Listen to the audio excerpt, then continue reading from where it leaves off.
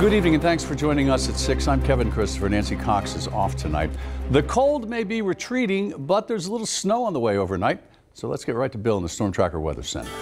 So a lot of folks will take that trade, getting rid of the Arctic air that we have been enduring here for a few days. Just a little bit of snow. It will be an inconvenience for, I think, tomorrow morning. But once we get past that, boy, is there a warm-up coming. Max Track Live Doppler. We're picking up some returns in northern Kentucky, likely not reaching the ground yet, but that will be changing through the night. We do have a traveler's advisory, snow advisory. It runs from the Hal Rogers and Cumberland Parkway north, so essentially the entire area aside from our bottom tier counties. So what we're expecting tonight, little light snow comes in after midnight, so your evening is fine. With that snow, not going to be much. Most folks a fraction of an inch. A few folks could push an inch. May put a little freezing rain on top of it as well before the change over to rain sometime mid-morning tomorrow. Midnight, you can see across northern Kentucky the first bits of snow begin to arrive. As we're in the pre-dawn hours, the snow begins to expand across the air. Unfortunately, the greatest oomph might be right around the morning commute time with that light snow around. And again, some freezing rain and sleet will mix in. Then everything basically just goes away as the system begins to die. We're also going to get rid of all this cold. We'll talk about what replaces it in a couple of minutes. All right, Bill, see you then. After 3 days of searching, a body believed to be that of a 26-year-old Clark County woman has been located in Madison County. Her family says Amanda Bailey was last seen Monday near Lake Reba, and the body was found only a few miles away from there on Concord Road in Richmond. LEX 18's Eleanor Buckley spoke with the man who made the unsettling discovery in tonight's Big Story at 6. We look forward to, well, I looked after dark and got up this morning, me and a neighbor.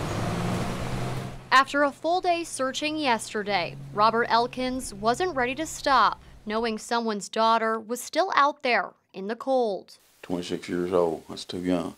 Elkins, a father himself, says it was his love for his own daughter that kept him going, even in the bitter cold.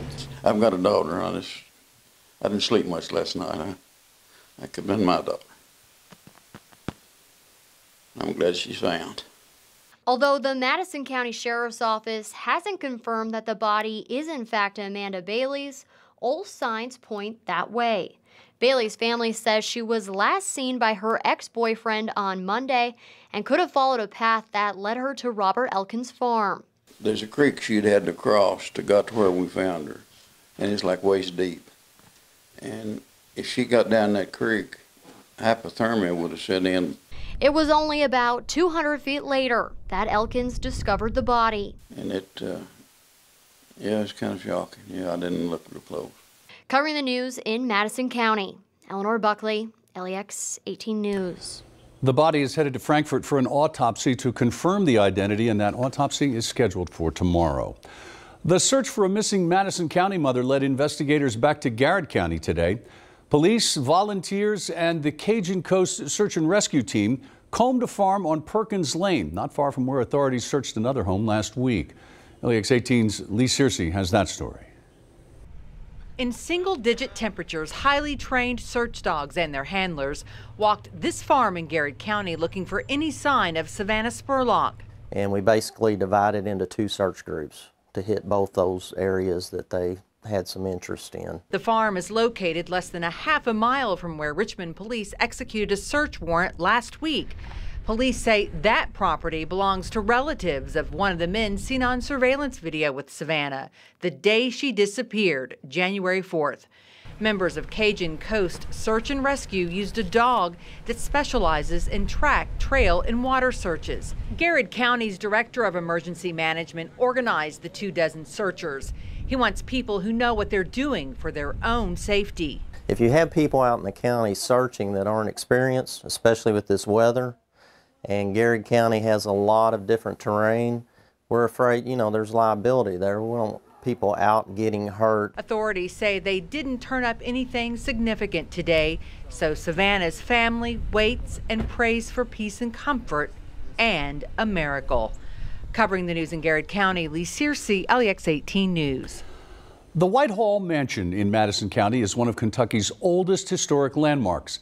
But many people are concerned about its future because, as LEX 18's Michael Burke reports, it could eventually be given away. Days ago, it was revealed that the Boone Station land in South Lexington was given away, a gift from our governor to a nearby church.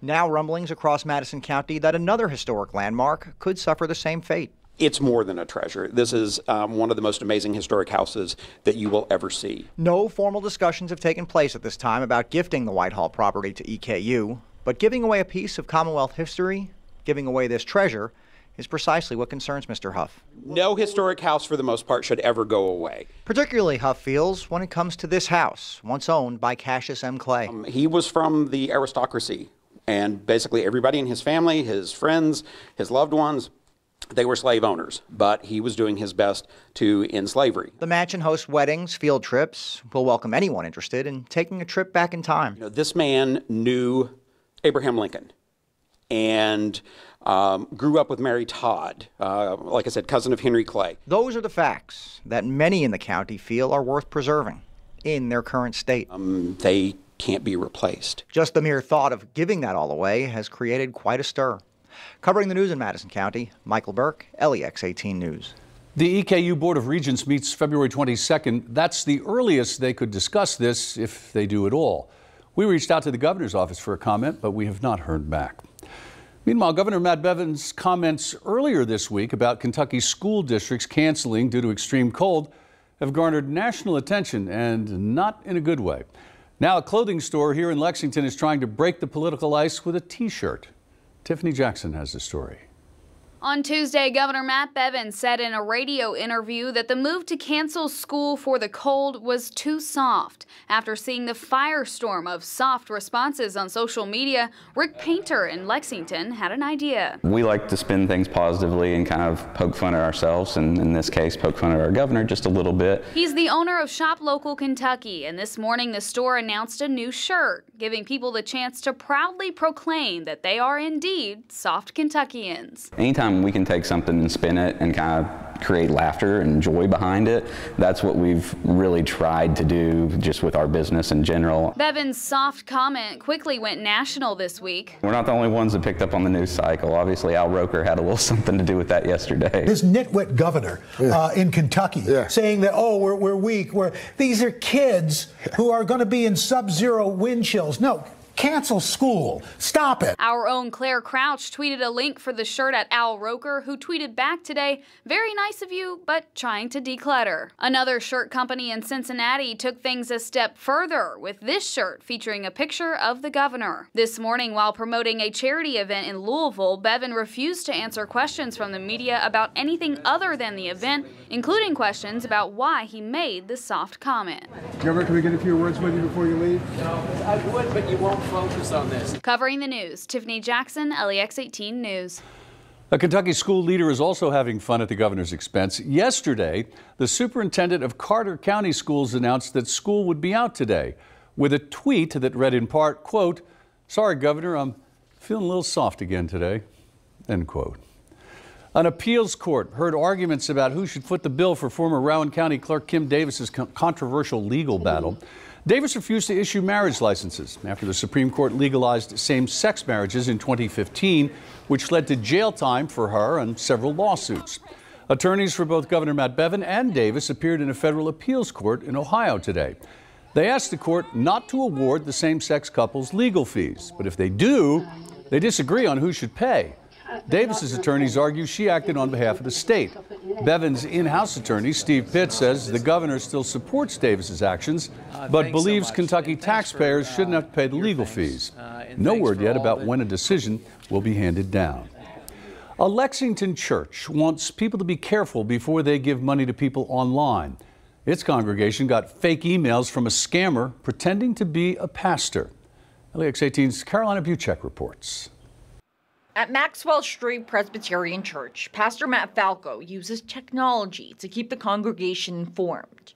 But this week, an imposter made a fake email account similar to the pastor's. We received notifications from congregation members that they had received emails that seemed suspicious to them. When people replied to the email, they got a message asking for a favor. It was asking them to provide, I believe, a Google Play card, some sort of way of giving folks money. Now, luckily, people contacted the church to see if this was real, and it quickly became clear this email was a scam. But this one could have been bad because it was trying to fool people into believing they were helping out their pastor. When people impersonate others, especially people who they trust, then it's just that much more likely that somebody will be taken advantage of. The church says it's always a good idea to question emails that seem a little off.